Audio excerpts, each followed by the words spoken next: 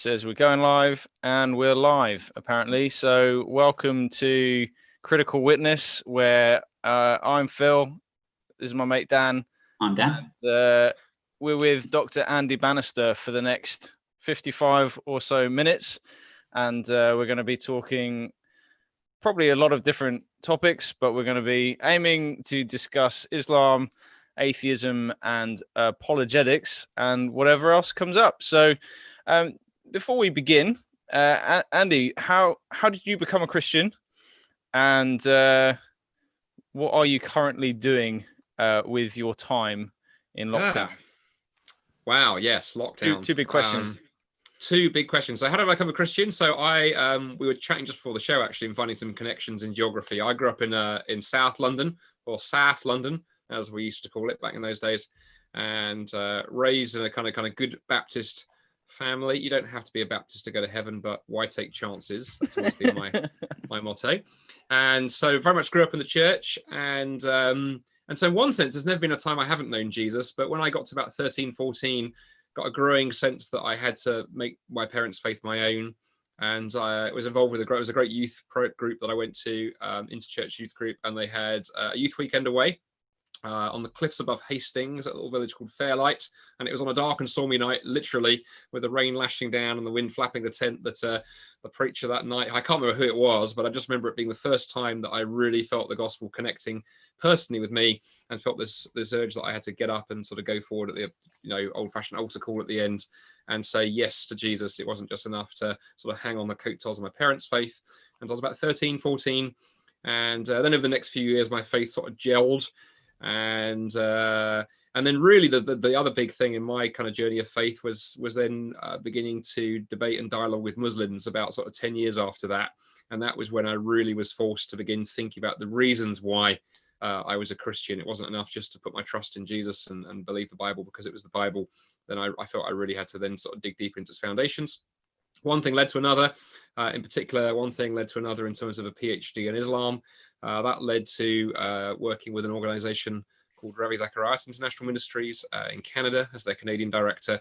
Came back from Canada to the UK 2016 and came up to Scotland. I'm now based in Dundee in Scotland, and I head up an organization called Solas, hence the logo to the side of my screen here.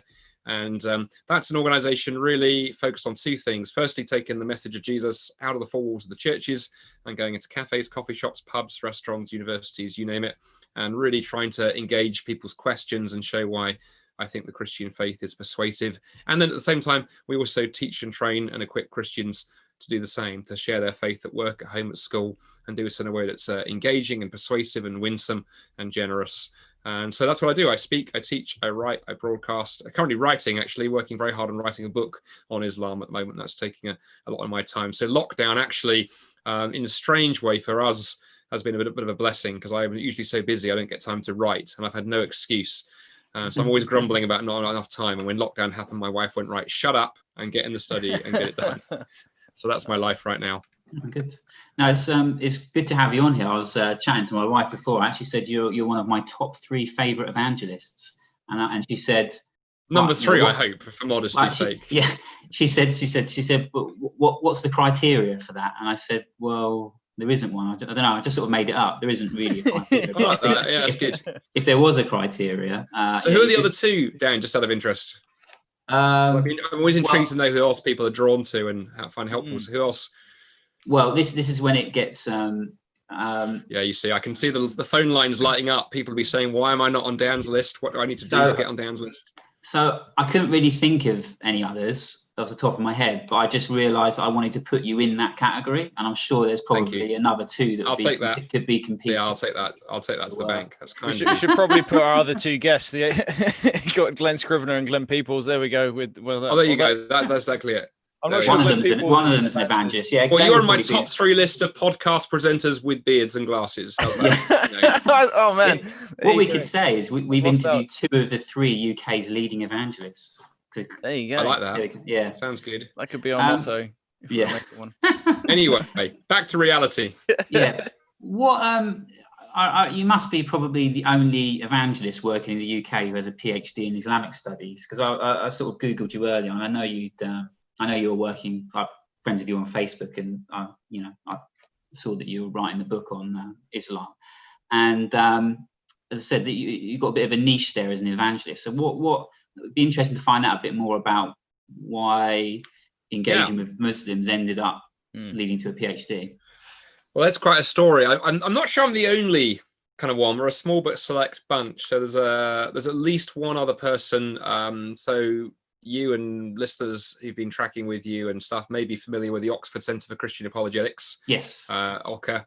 And so Tanya Walker, who heads that up on the leadership team there, an old friend of mine, she's also got a PhD in Islam. So there's at least two of us. Wow. Did not know that. We did our PhDs around the same time.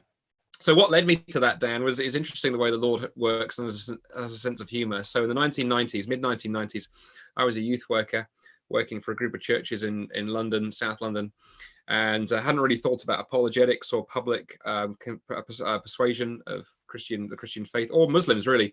And then one day, a guy came to our church and did a seminar on engaging with Muslims, and his name was Jay Smith. You may have come across Jay. If any listener who hasn't put Jay Smith into YouTube, and Jay's got loads of videos and debates and things up there. And every Sunday he was going up the Speaker's Corner, which is part of Hyde Park in London. And on a Sunday afternoon at Speaker's Corner, you can stand on a ladder or a box, or in the case of my height, a ladder and a box. And you could talk about anything, religion, politics, sport, and get a crowd. And Jay was using it to preach to Muslims because there were lots of Muslims there.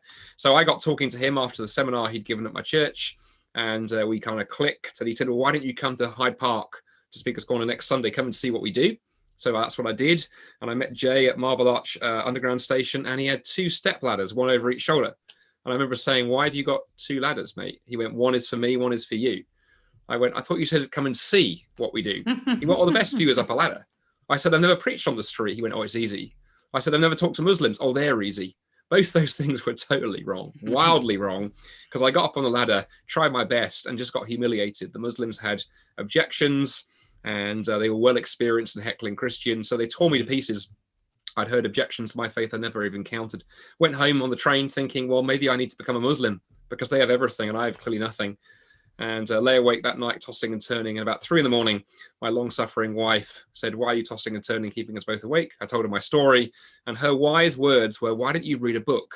Ideally in the morning, not at 3 a.m. So the following morning, I went to a Christian bookstore, told them my story, and the guy behind the counter said, well, you need apologetics. And I said, what's that? Sounds like a breakfast cereal. It was like Weetabix, you know.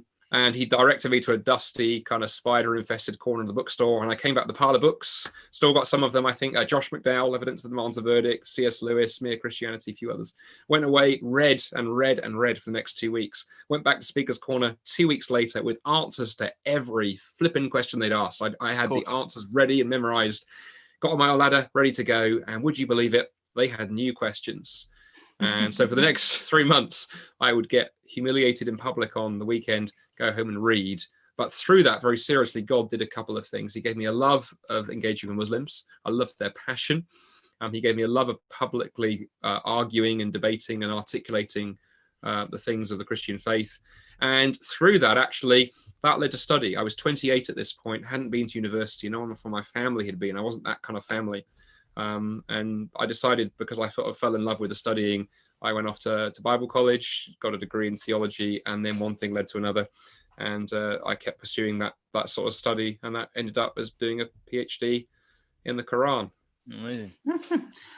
What I'd be interested to sort of find out, like, what for people listening as well, like, what would be the sort of top 3 most common objections that a Muslim might ask you as a Christian, do you think? Or not you, any sort of Christian? Yeah. And how might you sort of respond to those?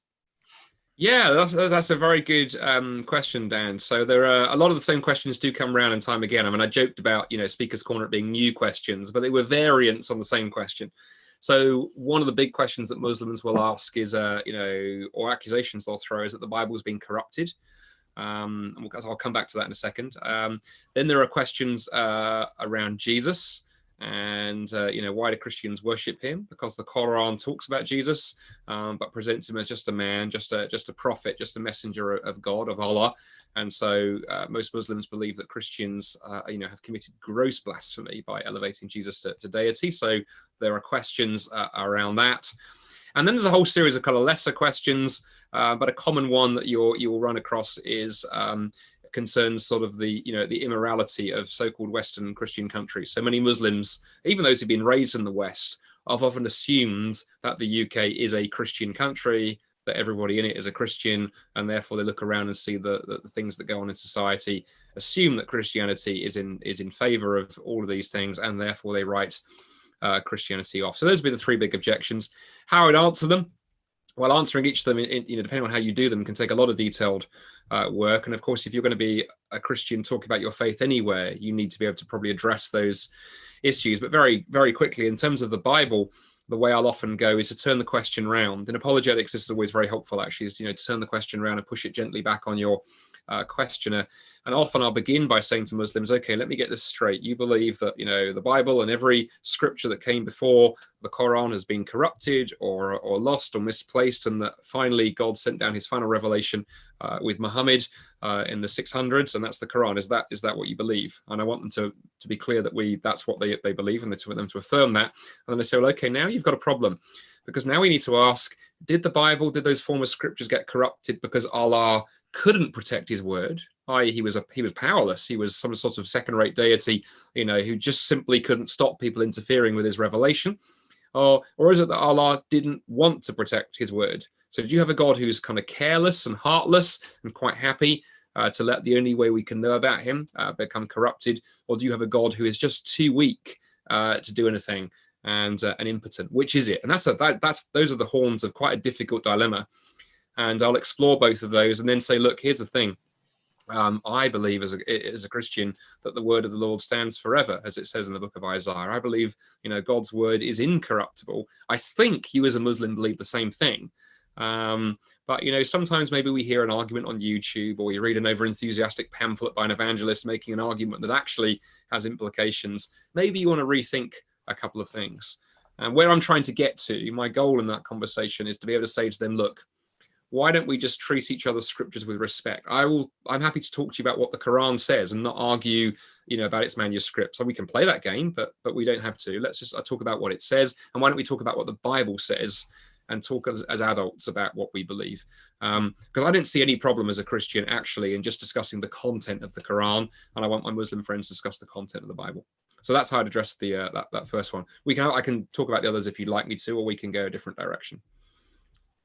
Yeah, I think just in context with the whole Hyde Park and Speaker's Corner, Dan and I went as students a while ago, and when we met at uni, and I just remember it being quite intense. The and mainly Muslim, with a few other alternative views on the world, which alternative is probably the best word to describe them.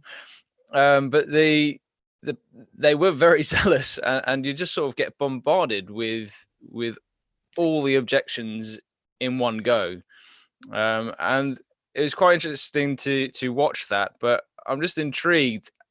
I can just imagine that first standing up on the steps. If anyone watches Soko films on YouTube, you can understand that Hyde Park is probably like. It's generally, you'd think, the elite go there. It's elite class. It's generally not a place for amateurs to just the elite and the foolish, Phil. It's the elite and the foolish, and I was definitely in the latter category. We should give Bob the Builder a shout out up there as well. Yeah, I said he's in the top 10. I like watching his videos.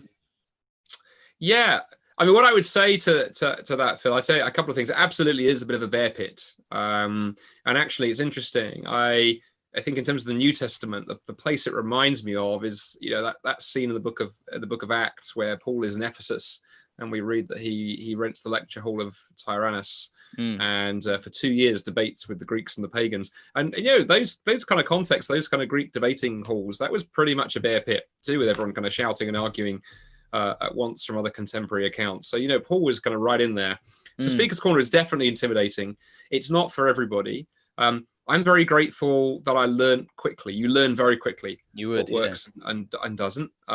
That's not my natural context now. I don't, it's not a place I have a great desire to go back to the place I love engaging with Muslims now. I do lots of sort of dialogue type events where there'll be myself and a Muslim will be given a topic, perhaps, sin and forgiveness in Christianity and Islam. My Muslim friend will talk for 15 minutes, I'll talk for 15 minutes, and then the audience asks questions, and it's in the Q&A that the differences come out. Yeah. My challenge with Speaker's Corner was always it encourages both sides to shout. On the other hand, you learn quickly. And I often say to people, if you're a student or, if you're new to somewhere like London, to international students, I'll often say this, go and watch and just be in the crowd, actually. It's a great place to begin engaging Muslims. If you're afraid of meeting Muslims, just go to Speaker's Corner and just hang out in the crowd. Stand next to a bearded person who looks like they might be a Muslim, or it could equally be Dan undercover. And then at the end of something, turn to the person next to you and say, hey, what do you think about that? And often conversations will start. But Speaker's Corner is a one-off place. Just as an aside, you mentioned unusual assaulted other types. My all-time favorite person at Speaker's Corner used to be, I don't know if he's still there, there was a guy called Barry, the Christian atheist, and he would stand over by the side of Speaker's Corner with a sign that said, Christian atheism, reject God but follow Jesus. And he never spoke, he just stood there. And one day my wife came down to Speaker's Corner to watch me go at it. And I think she got bored of the Islam stuff. So she wandered over to Barry and she said, so what are you about, mate? What's your message? And Barry just goes, oh, no one ever listens to me. She's like, well, I'm listening. What's your message? No one ever listens to me. So for 5 minutes, this went to and fro with Astrid going, so what's your message? No one ever listens to me. And she gave up in the end. So there's poor old Barry who was, quiet as a lamb and just stood there with his little Christian atheism sign. And so, yes, Speaker's Corner was full of eccentrics. But the passion is interesting. The thing I did learn at Speaker's Corner, and this is the piece we sometimes miss as Christians engaging Muslims, is there's that passion there. And sometimes for British Christians, we can be a little bit on the back foot. We've been taught by our culture to be quiet. We don't put ourselves forward. And I learned at Speaker's Corner, again, not with every Muslim, but with many Muslims, you have to have that confidence to actually, if they raise the volume, you have to raise the volume. If they step forward, you step forward. And that takes a lot of courage and confidence. And it didn't come easy, but I'm very, very grateful for what I learned there. I mean, the couple of times I went there, I did learn a lot. And even if you don't have a stepladder, you just talk to people and it does become, you generally gain a crowd around you if you're willing to defend your faith. And even if you come out with a bit of a blast like you seem to have, you end up knowing, actually, there's some things that I can think through in a way that I've not thought through before. That dialogue is really, really fascinating. Where do you do the academic dialogue that you were saying? Is that online or is that when invited dialogue or? Yeah, so the kind of dialogues that I do, I would say they're not so much academic, and they're not organized in an academic setting, but they are where I learned to do that was when I was in Canada with RZAM. Out there, there's a wonderful organization in North America that you may have heard of now, because of course the internet's brought everything to our doorstep. It's a wonderful organization called Veritas, the Veritas Forum. And that's their format, that they get 2 or 3 speakers together and have a conversation. And what we found in Canada is people loved it because it wasn't a shouting match, and audiences loved it, and you could get a crowd very, very easily. And then when I came back to the UK, we started trying the same thing over here. So one of the things I've started doing, for example, I do a lot of university missions. I do a lot of work and support for organizations like UCCF and Christian unions. And often when I'm invited to do a mission week, I'll say to them, look, as part of the week, particularly the start, because it will draw a large crowd, why not do a dialogue?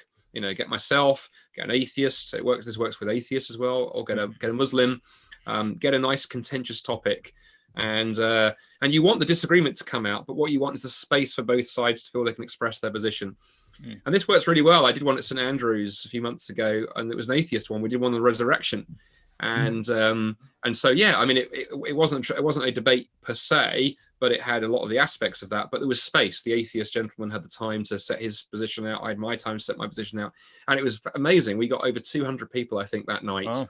And many atheists, which was great, and the feedback was amazing. I think my favorite conversation in the evening was I got talking afterwards to a student who came up and chatted to me at the end, and I said, "Oh, just out of interest, why did you come? Are you a Christian, or are you a guest this evening?" He went, "Oh, I'm not a Christian, so I'm not sure what I believe, but I just came on my own." I said, "Oh, how did you find the event?" He said, "Well, as I walked past the lecture hall, there was this massive queue of people wanting to get in, so I figured there was like a band or a comedian or something, and they came in and they said it was you, Per."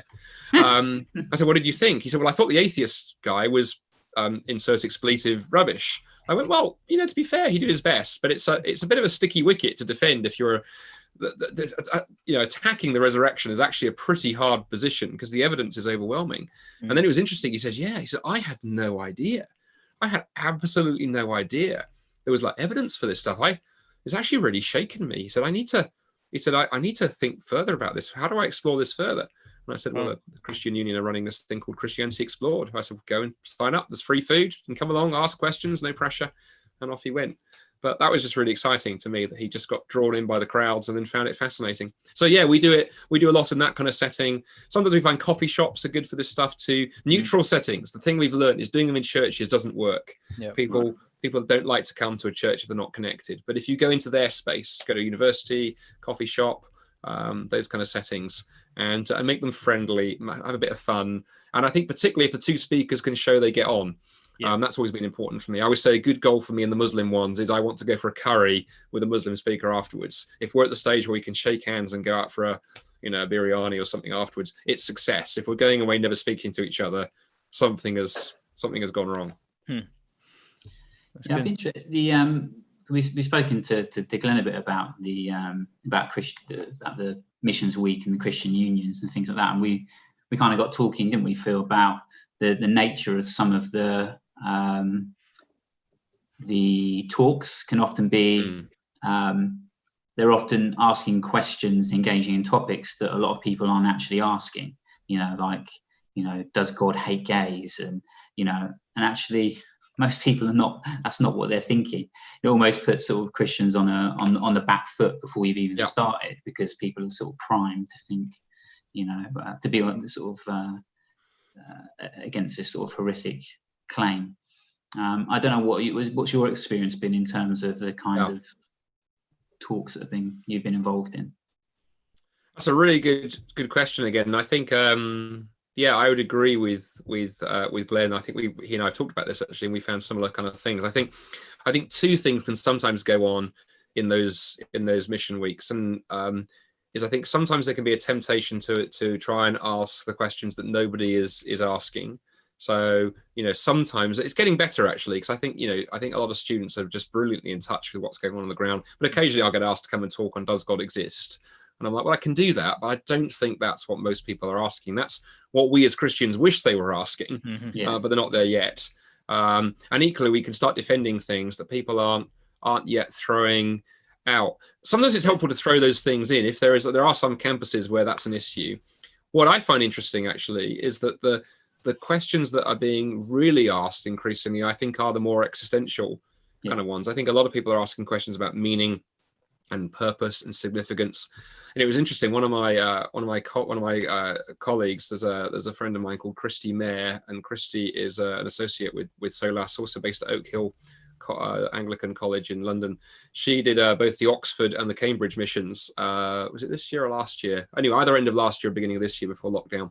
And particularly Cambridge, she kept a note of all the questions that came in during the Q&As every night, and then I blogged on them.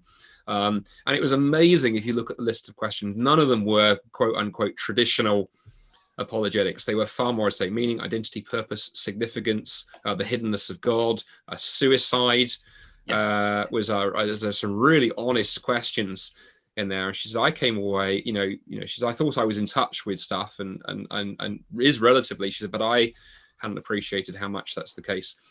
And I think that's incredibly exciting, actually, for those of us who've been raised on more traditional apologetics. Here are 5 reasons why the Bible is true. Here's 17 reasons why Jesus is the Son of God, all beginning with the letter Q.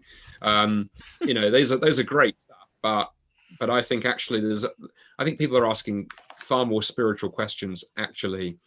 And it was interesting that COVID-19 and the pandemic, I think, has exposed this too. I don't know if you saw this. The Guardian you know, a left-leaning newspaper here, for those who are not UK people listening to this, you know, not friendly to Christians, especially, you know, around the story a few weeks ago that 25% of Brits have watched a religious service of some kind online since lockdown began. And that figure rises to 33, 1 in 3 for 18 to 25-year-olds. And to go, I think people are searching for things to do with meaning, purpose, hope. The British comedian Russell Brand, I don't know if you saw that, did a video cast the other week on why is everyone Googling prayer. That's had 2.1 million views the last time I looked. And Russell is all over the place spiritually. I mean, my word, I say he's all over the map. There is no map. But the questions. And then he did a follow-up podcast doing a debate with Ricky Gervais, another comedian who's an atheist. And there's Russell holding up the theist position. And I'm like, okay, there is something going on. And so I think the challenge for those of us who love Christ and loving, you know, sharing that news to people, how do we make sure we're answering the questions that people are really kind of asking? And maybe that means we may have to rethink some things and put some of the books that we love on the shelf. But there are also incredible new opportunities. Yeah, I think we get our views get quite warped, I think, as Christians, because we tend to, well, it's not just Christians, everyone gets their views warped, is you tend to ascribe what is in reality a minority position as the one that is the most predominant view. And so we think everyone's a sort of new atheist still, which is probably sort of 10 years out of date now. And they're not asking those, well, very few people are asking those types of questions, like you said. And it's often like even some of the newer, I won't name some of them, but sort of books in the last sort of year, 2, 3 years.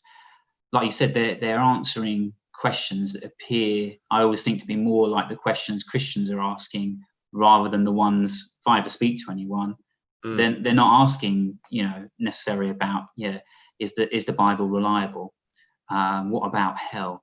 What about, does God hate this group or this group or this group? I don't think anyone's ever asked me that. Like you, the people that have asked about the reliability of the Bible tend to be Muslims. I don't think I've seldom had that kind of discussion with someone who isn't a Muslim. And like you said, the real questions tend to be, you know, who am I? Why am I here? How should I live? You know, like, you know, I've got everything I need, and yet I'm still unhappy. So what am I missing? Why have I done something wrong? It's interesting. Yeah, that very example that you give, Dan, is fascinating, because I think it was a year or so ago, I saw a very good example of this. I was doing a mission week in Plymouth, down on the south coast of the UK for a week with a church down there. And sort of on the last kind of weekend that I was there, we did an open forum kind of men's breakfasty kind of thing where people could bring friends and we give them a slap up breakfast. And I was going to speak for half an hour on the pursuit of happiness, which is a topic we find gets a lot of audience engagement. And I was wandering around the sort of tables beforehand, chatting to people, and got chatting to this gentleman. And I did the sort of usual, you know, hi, how are you? You know, why have you come today? And he said, well, my neighbor, who comes to this church, invited me. I said, oh, really great, glad you're here. Why? Just out of interest, why did you come? What drew you? He went, well, he said, it's the topic.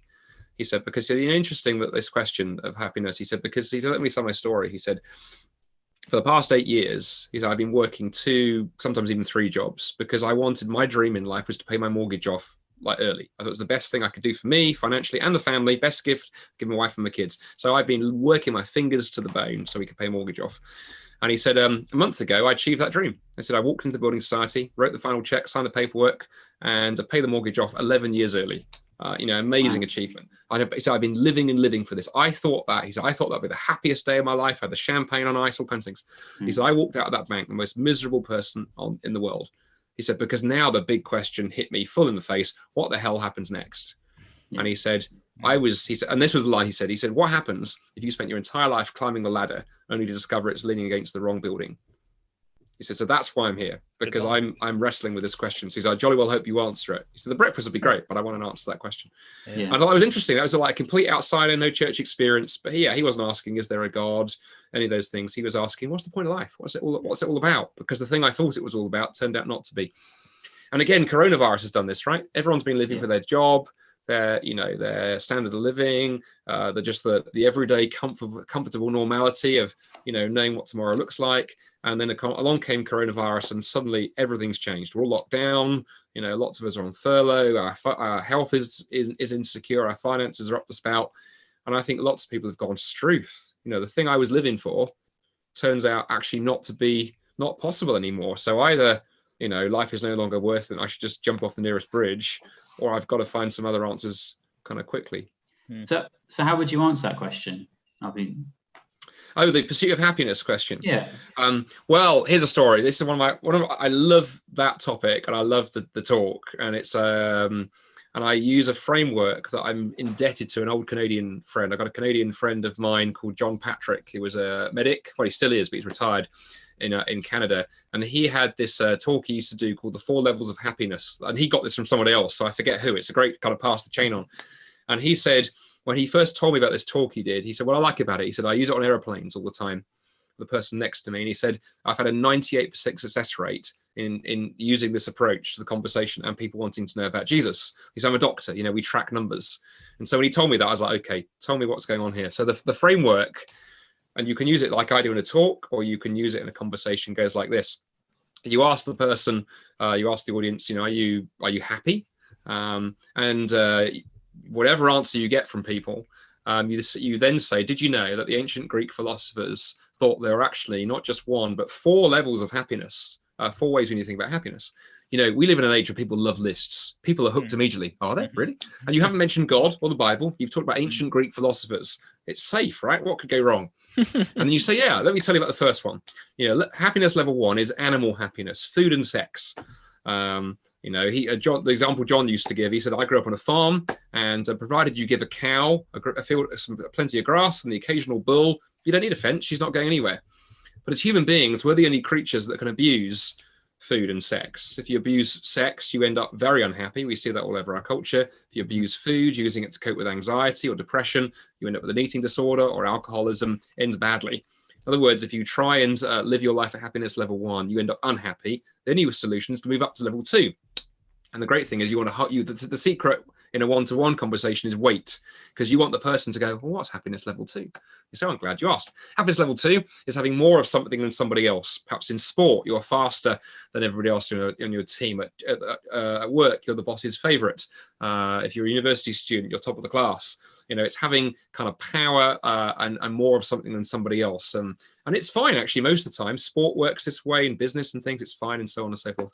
But again, if you live your life entirely at this level, you're going to end up ultimately unhappy, because it's totally insecure. One day you'll not be the fastest person in the athletics team. One day someone else will join your course and their grades are greater than yours. One day somebody else will join the business and they're now the apple of the boss's eye, and so on. And if you try and live your life here entirely at that level, then you're going to end up unhappy. And the only way to solve that is to move to happiness level 3. What is level 3? What is happiness level 3? Yeah. Guys. I'm on the edge of my seat. Happiness level 3 I'll make it happiness level 3 is living for somebody else, pouring your life into the needs of somebody else, into the needs of another person. Classic example is parenting, but there's also things like charity work and this kind of stuff. You can do this kind of thing. But the problem is, again, it comes to an end. The kids grow up and leave home. We have a name for this. It's called the empty nest syndrome. And it's a devastating time of life for many parents, because suddenly everything you've lived for has walked off the door and gone to university. Or the charity that you've been involved with, actually the people you've been helping don't need your help anymore. They're okay. And the problem is you can't live entirely for somebody else. Ultimately, that will let you down too. And the other problem as well of trying to get your happiness at this level was pointed out by the great atheist Friedrich Nietzsche. And he pointed out that it's selfish, because you're not helping others, you're helping yourself. You're engaging in good works and so forth, because it makes you feel good. And either way, you're going to end up, again, unhappy at level 3. And if you're unhappy at level 3, there's only one solution, and that's to move up to happiness level 4. And John's genius move is when they say what's happiness level 4, and it's an aircraft situation, John would always say, yeah, I can't really tell you.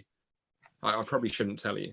Because you want them to go, what do you mean you can't tell me? You can't lead me all this way and not tell. Well, sometimes people get a bit angry if I mention what level 4 is. And then, because you really want that the person you're talking to be going, what is happiness level 4? And that, of course, is spirituality. That's where John would then sort of say, and that when the way you go in the talk is say, look, ultimately you need to find and get connected to something genuinely bigger than you are. And for most people, that's some form of religious faith. And that's when you're able to give your testimony. And you just say, look, as a Christian, that for me was when I encountered Jesus Christ as a teenager. And that point, you're just sharing your story. And then, the way that in a one-to-one situation, it's helpful to land that is to land it by saying, look, I'm not telling you or insisting you have to believe as I do, but I am telling you that unless you find something like that, you will ultimately end up unhappy if you aren't already. And so that fourfold framework, I learnt it from my friend John in Canada, and it's a really helpful framework. You can adapt it in different situations. And you know what is interesting is when you tell that to people, either one-to-one or audiences, you can see the nods of recognition, particularly as people get into their 30s and 40s and 50s. Actually, you know, in their 20s, they haven't yet figured this out. So you get into my sort of stage of life, into your 40s, you begin learning, actually. You know, you think having kids will be the most wonderful thing in the world, and it turns out it isn't. You think paying the mortgage off would be great, and it turns out it's nice, but it isn't everything. So you get this really resonance. How many times have you tried that and yourself? Is that 98% success rate? Success rate. Well, well, that was level one. That's what you talked about. Level one. Well, I'm interesting. I often think I always feel very guilty for not being a very good kind of personal evangelist, because I have friends who tell me these amazing airplane stories. I always sit next to the person on the airplane who puts the headphones on and falls asleep.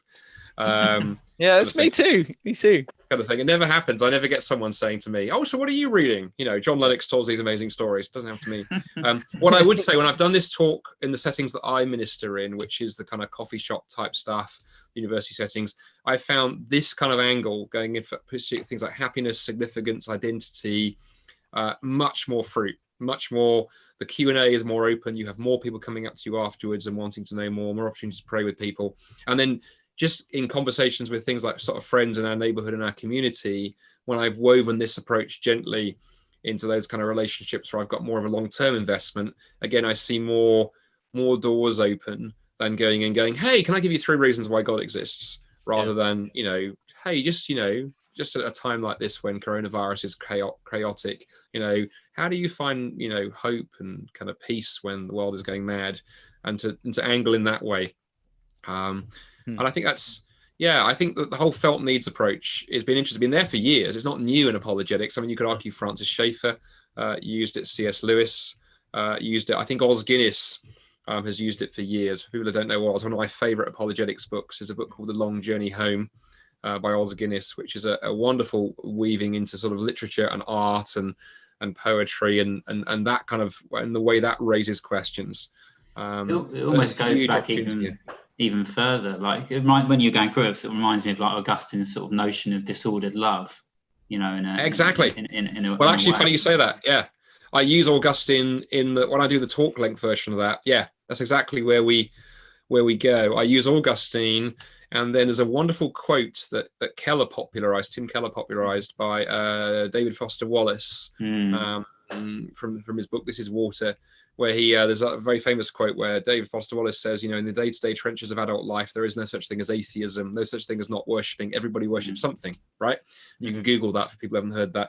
And he, as an atheist, just talks about what happens if you try and make money, sex, power, your intellect the center, and you end up hollow, and you end up hating yourself. And I think a lot of people realize this. There's lots of people writing into this space. I mean, it's interesting, someone like Jordan Peterson, who, whatever you think of him, you know, has changed the conversation in a few areas. This is in his playbook as well. I think a lot of people are realizing there is a kind of existential crisis in the West. I think particularly among men, actually, but more widely too, because I think, you know, we've been told for so long these are the things you ought to be pursuing, and it doesn't work. And as you say, Augustine and disordered loves, if you love the wrong thing, you're going to end up hurting yourself and, ironically, hurting the thing you love. I remember actually, again, off this very same talk, I did a version of this in the States a couple of years ago, 2-3 years ago. And it's very, very interesting because usually people talk about the money or the sex or the career chasing stuff. But I had a guy come up to me afterwards and he said, just thank you for that talk. He said, it was incredibly helpful. He said, and again, gave a bit of his background. He said, I'm recently come back to Christ. I was a Christian in my youth, walked away. But he said, then what brought me back, he said, was exactly as you described. He said, that third level of happiness. He said, I thought my family was everything. You know, he says, I thought, you know, the thing that I was living for was my wife and my kids. But what I hadn't realized I'd done is I put them on a pedestal, and they had to be perfect because they were everything to me. And of course, you know, wives and children are not perfect because, like us, they're human. And he said, basically, I idolized my family to such an extent, I then became a monster because I tried to conform them to this vision of what a perfect family should be. And I almost lost them. My wife left me, took the kids. And it took a lot of marital counseling. And finally, he said it took discovering Jesus again and realizing that, no, he is the only one who is perfect. And when that piece went back in, he said, I was able to put the rest of my life back together. He said, thank God. He said, I'm back with my family. My wife has forgiven me for me being a total ass. But it's interesting. So even good things, that's the interesting thing, right? Even the good things, family, relationships, children, if we make them the center of everything, that's a disordered love. So why are Christians getting this so wrong?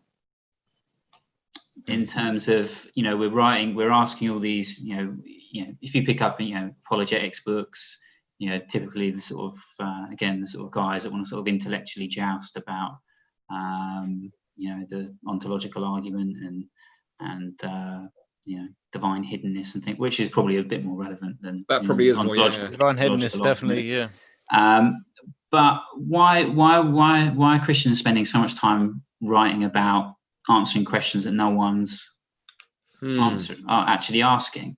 It just seems like we really are. We're always just so far behind. We're always playing catch up, because my sense is in about 10 years there'll be all these books coming out, for apologetics about dealing with all these questions, but we're sort of 10 years too late. We'll be something else by then. Do you know, that's a really good question. I think I'll be very careful to start with and say, look, there are quite a lot of people, I think, working in this space. I would never want to give the impression it's like, there's a handful of us, myself and Glenn Scrivener and a few others. I mean, I think, for example, one of the things that first drew me to Ravi Zacharias ministries, to RZAM, is Ravi, back in the sort of late 70s, early 80s, had got this.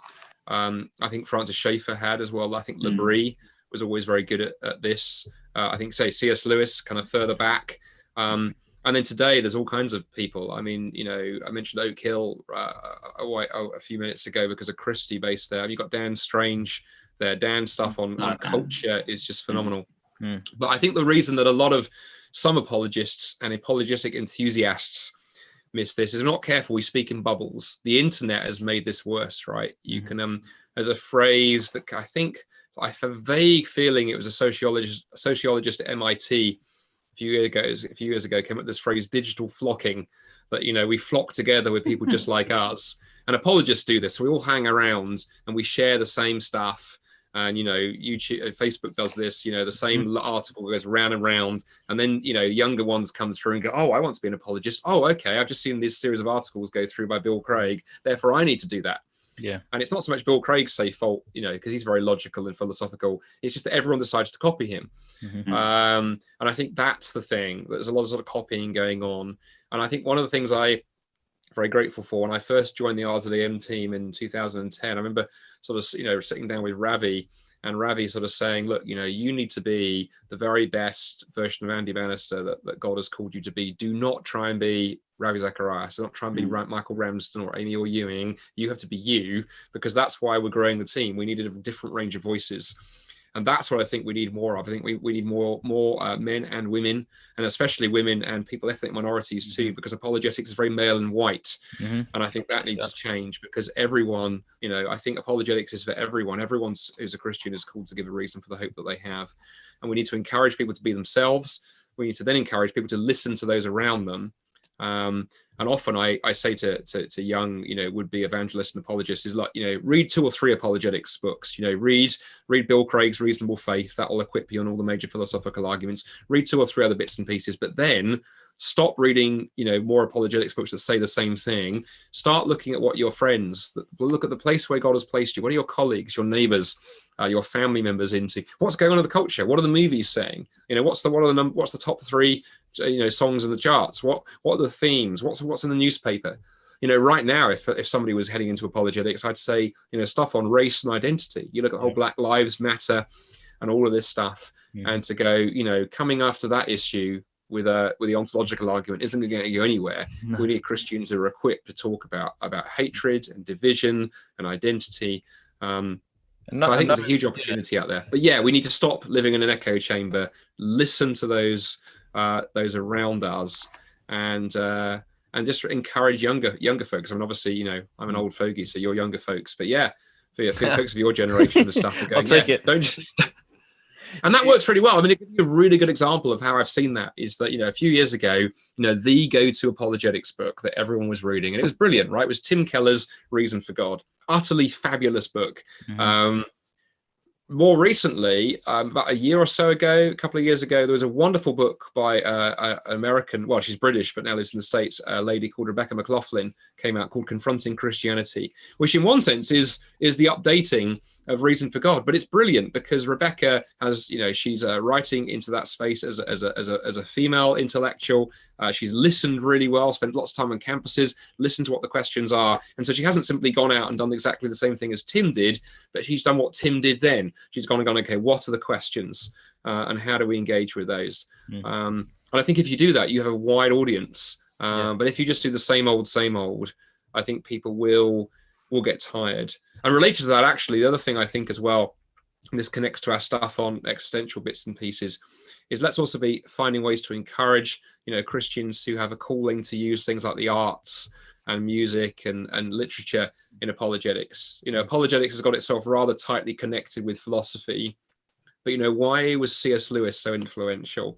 Because he could do that piece, but it was also the imagination. And it's through the imagination that you really influence people. I think it was and I think he's a Scottish poet, I should know this. One of the writers that Ravi liked to quote was Andrew Murray, who once said, you know, let me write the songs of a nation. I don't care who writes its laws. In other words, it's through the arts that we have the biggest influence. And I think, again, we've missed that piece. So that's my hope and prayer that the next C.S. Lewis's are out there. One of the biggest things I've noticed with apologetics, people are going into apologetics almost for apologetics' sake. At least that seems to be the case from what I'm seeing on the potential echo chamber of Twitter and the sort of recycling of different apologists and in interviews. You've got then the debates and then the debate reviews, and there's this kind of apologetics cycle, and it's kind of become a bit of a machine. But I think in terms of engaging with apologetics, in my own confidence has actually come from engaging directly with the Bible, for one, and how to read the Bible, and most of the attacks from the Dawkins, from the new atheists, are actually more cultural critiques. And they are using very hyperliteral frameworks when they come to the Bible, and then they go, well, this is what your God says. And it's, well, no, it's not, because you've got to interpret it. You've got to figure out the exegesis. You've got to work through that. And actually, my understanding of the sort of exegetical background, it has actually helped me figure out better answers to these attacks on Christianity. And once you worked out that actually Western culture is so different from Middle Eastern culture, that actually to try and apply Western rationalizing onto the Bible, you end up with a mess, and generally you end up with new atheism. And so my actual response, kind of some of the stuff you're talking about, is getting to the heart of it, but getting to the heart of it with the Bible and how the Bible speaks to justice, to liberty, to love.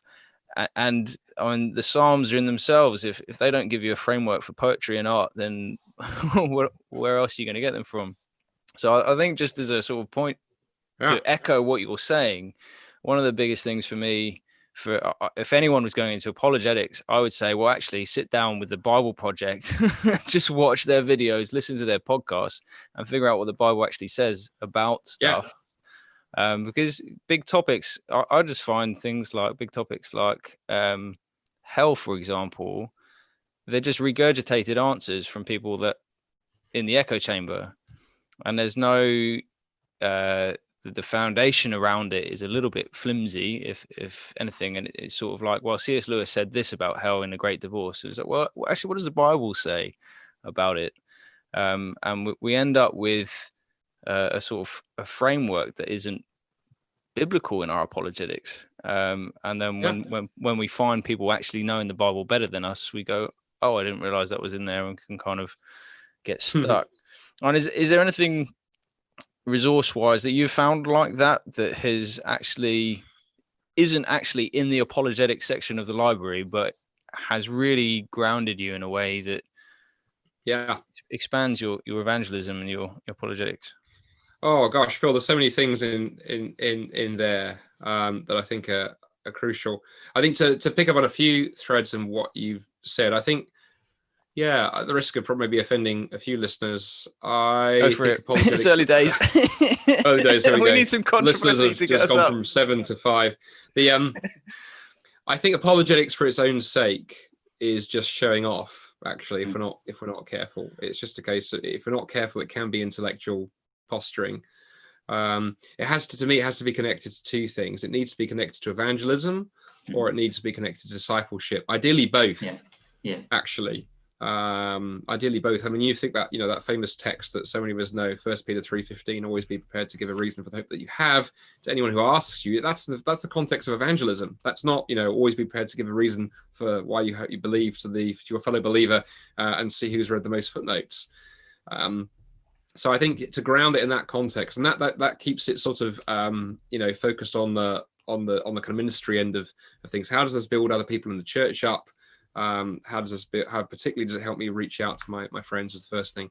Secondly, the point about the Bible, you're dead right. And actually, when I meet, I often get people, approaching me and saying, "Hey, I want to go into apologetic ministry. How do I do it?" That's so often the case. So when I was with RZAM, it was often, how do I get a job with you guys? Because they knew that we hired a lot. My answer was always very similar. Was, look, make sure you know the basic arguments. It's important, sure, but go out and start doing evangelism. I don't want to hear about your presentation on the Kalam cosmological argument. Keep Kalam and carry on or something. But I want to hear about how you sharing your faith. And then it would be interesting, because people often go, well, because I'm not in ministry right now. Yeah, but you're at work. You're a university student. You've got people. How are you reaching out? Because if you're not, I have some questions. And then secondly, I'd always say to people, particularly if they're thinking of studying, go and do theology. I'm so grateful that when I went to university when I was 28, after the back of Speaker's Corner, I didn't go straight into apologetics. Well, actually, I never did apologetics per se. I obviously did Islamic studies at PhD, but my undergrad was theology. And I'm so glad that grounded me in the Bible, grounded me in New Testament, Old Testament, biblical languages, all of that stuff.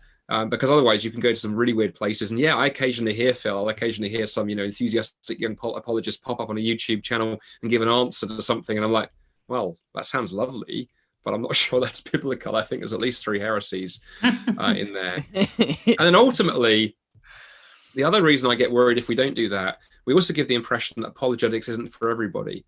I meet so many people in the church who think that apologetics is for ivory towers. It's great if you've got 3 PhDs like John Lennox and you're, bright and smart and stuff. I know when I went off to study apologetics and, and philosophy and theology and these things, my mum, who's been a Christian for years, not being wildly enthusiastic. I think her line was, "Oh, you're not going to become one of those boring ivory tower theologians." So she didn't see this as a good thing. We've got to get it down a level, and connecting it back to the Bible does that. And when I teach or train on evangelism, as I do in churches up and down the country, I don't often teach much in the way of straightforward apologetics. I teach some basic stuff on how you ask good questions. So I use like Randy Newman's book, Questioning Evangelism, Greg Koch, Tactics, that kind of stuff. Because that I found, if you've been a Christian 6 weeks or 60 years, and then I always end teaching people, how do you connect this to Jesus? And I always say, look for points in the conversation with your friend where you can say, look, this conversation reminds me of something that Jesus said, reminds me of something that Jesus did, reminds me of a story that Jesus told, and get people into the Gospels. But to do that, you need to know the Gospels well, and you need to kind of be immersed in Scripture. And one of my, inspirations in this, we mentioned earlier, I think Glenn Scrivener has done an amazing job, because he's so, you look at Glenn's YouTube channel, there's a lot of it, it's just, Bible teaching. He knows the Scriptures so well, and he can also communicate well. John Lennox is another person I think like that. John, amazingly gifted apologist, but people forget he's a Bible teacher first and foremostly. So we need to be grounded in the Scriptures. We need to be in love with Jesus. And then the other piece, actually, Phil, that is often missed is we need to be prayerful as well, because at the end of the day, arguments don't win people.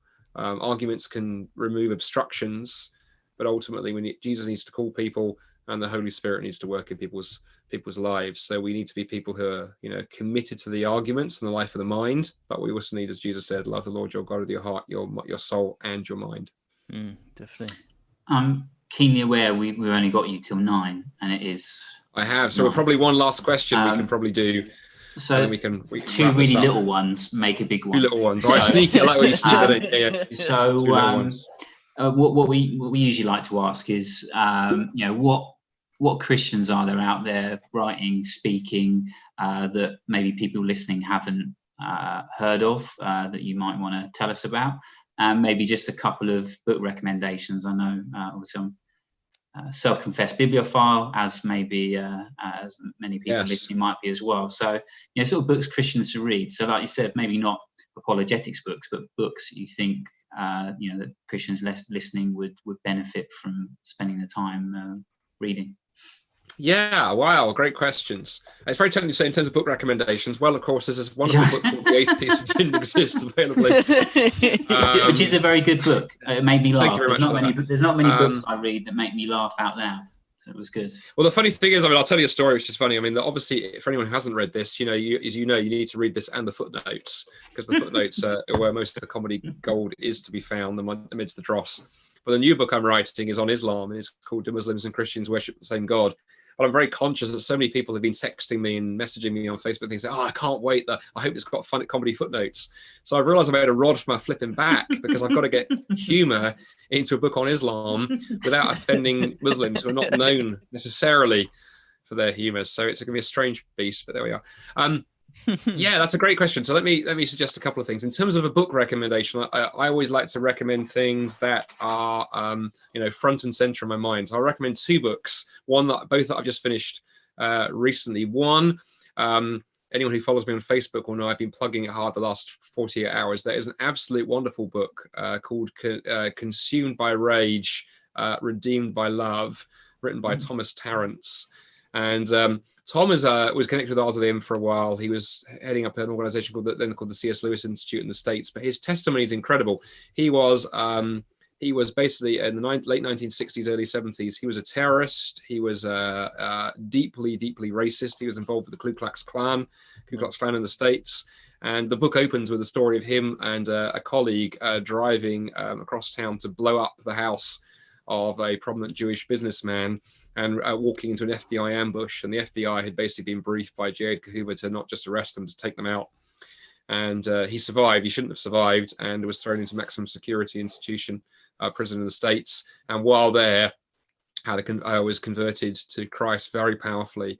And he's an incredible mind, and just read, and the Lord turned him around tremendously, and then led him into a ministry of racial reconciliation, and he works in that area now. And given all that we're facing, and I think Christians can sometimes be a bit flat-footed around issues of race, it is by far, I think, the best book I know for addressing some of the cultural challenges around race, identity, Black Lives Matters, because he isn't trying to address them directly. It comes naturally through the story. So Consumed by Hate, Redeemed by Love, Thomas Tarrant. And if you can't remember that title, just look up my Facebook feed. I've been plugging it the last day or so. I've known Tom for a while, so I knew his testimony, but hadn't read his book. It came out at the end of last year, but I read it last night. And I don't often read books in one sitting. I picked it up at 7:30 when the kids went to bed, and I finished reading about midnight. And I only broke to refill my tea. Wow. And it's just incredible story. So yeah, that's a huge recommendation. And then we started talking about Muslims at the start of the conversation, didn't we? Yeah. And a really good book, again, by somebody that most listeners won't have heard of, because he's based in Australia. And there's a friend of mine called Richard Schumacher, who's written a wonderful little book that's available through SPCK, put this out a few weeks ago, called Jesus Through Muslim Eyes. And it's a very clever little book. It just picks up on the fact that the Quran mentions Jesus a lot. So Richard starts there and just builds gently from there across the Jesus of the Gospels. Very sympathetic, very fair, attempt to engage with what the Quran says, what Islamic tradition says, and then just gently untangles it and pulls on the threads, and then basically leads you as a reader into why the Jesus of the Gospels isn't just more reliable, is actually more compelling, and why you want to follow the Jesus of Christianity and not the Jesus of Islam. And it's a brilliant book if you want to understand Islam, and particularly if you want to understand your Muslim friends, and even potentially as a gift for a Muslim friend. It's a book you could give to a Muslim and say add value to hear what you think. So I'd recommend those two things. And then one last tip I'll leave you with. So it's 2 books, and you said other kind of resources.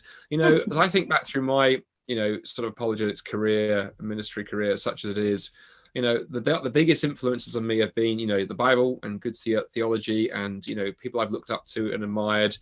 But also, someone said to me early on is put time into learning how to communicate, and that's a piece that people miss. So my other advice to people listening to this: who are the great communicators of our era? And that's why watching movies, stand-up comedy has been a big one for me. I'm a stand-up comedian who can stand up in front of an audience and hold a crowd for 90 minutes. A big influence on me as a young speaker was Steve Jobs, the former head of Apple. I often say to people, you want to know how to speak really well, watch the 2007 iPhone launch. He talks about a little black box for 90 minutes, and you would think that it's the second coming of Jesus. And what can we learn about how to tell a story, how to hold an audience, how to engage people? Because sometimes I think we have great arguments, but we don't present it well. That's what the New Atheists did really well. That's why Dawkins and Dennett and those guys were successful. They took old arguments, not particularly good arguments, but they were well packaged and rhetorically very powerful. And I think we sometimes miss rhetoric. So 2 book recommendations and a general recommendation for people watching. Take the time to really practice how you communicate, and look for models you can learn from, be they Christian or otherwise. Don't just listen to sermons. Listen to other great communicators and look for things you can learn. Gosh, there's so much in there. I could talk to you for another hour on half of those. Oh, this is fun. I'm so sorry I only had the hour because of family commitments. Okay. That's all good. All good. Happy to do this again sometime. So no, that'd be good. I like that you mentioned Steve Jobs. I actually listened to his 2005 Stanford University. Oh, the Stanford commencement address. Yeah, that was really good. I listened to that today because it was in Jonathan Sachs's book Morality. He recommends listening to that, and I forgot about it until I went for a walk with my daughter today. Yeah, and there's definitely something about communicating well. That's such an important point. We've got Andy Kind in a couple of weeks' time. Oh, excellent! Andy's a good friend. Talking about comedy, does that really well. We'll look forward to that. And but I think so much on that. I won't extend your time if you got family stuff. So but thank you so much for coming on and talking with us, Andy. We've had some. It's been a delight. I've enjoyed it immensely, Phil and Dan. Thanks. Yeah, we'll try and plug another time soon, maybe to talk about the communication aspect, because I think that's a huge part of apologetics that's also missing. And your new book. And new book. Yeah, that's not due out till next spring, but we can definitely do that nearer the time. Yeah, that'd be great.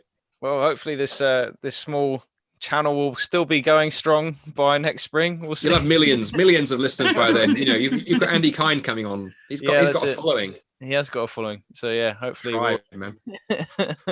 Cool. Really nice to see you. And thanks to those who are watching. We had a couple nice comments from One Truth Project and Power Lister and Stephen Prescott. We're all watching. So thanks for watching tonight. And we'll leave it there. Dan, anything else to say? No, just thank you very much, Andy. It's a real pleasure getting to chat with you. Cool. Oh, it's been great fun. Thanks a lot, guys. Nice one. God Cheers, bless. Andy. Bye-bye. See you later.